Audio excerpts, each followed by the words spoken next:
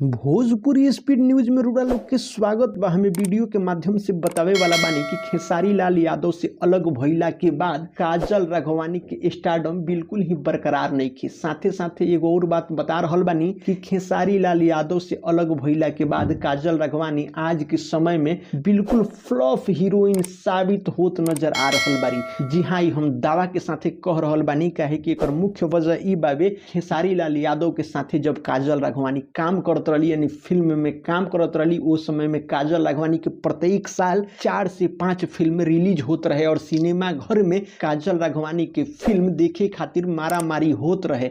लेकिन आज के समय में हमें देख ली कि काजल राघवानी जब से खेसारी लाल यादव के साथ से अलग भइली हवे, ओकरा बाद में उ चाहे चिंटू पांडे या रितेश पांडे के साथे फिल्म में काम कैली ह। आज के समय में काजल राघवानी के फिल्म देखे खातिर सिनेमा घर में मारा मारी तो भइल दूर, बल्कि बिल्कुल सिनेमा घर एकदम खाली ही नजर आ रहल बा। एगो और मुख्य बात बता रहल बानी, एकर मुख्य वजह बा कि काजल राघवानी की कहीं ना कहीं घमंड हो गई रहे कि बहुत ज्यादा लोग हमरा के चाहे वाला बावे, जबकि उनकरा ई ना पता रहे कि ई भीड़ काजल राघवानी ना बल्कि खेसारी लाल यादव के चलते होत रहे, जो सिनेमा घर में काफी ज्यादा भीड़ देखे के मिलत रहे। जी हाँ, ई न्यूज खबर उड़ा सभी के कैसन लागल कमेंट बॉक्स में अपन राय जरूर रखें। साथे साथे वीडियो के लाइक कर देम और इस चैनल के अगर अभी तक सब्सक्राइब नहीं कइले तो सब्सक्राइब कर दी, बगल में बेल आइकन दबा दी और ये वीडियो के ढेर सारा शेयर कर देम। धन्यवाद।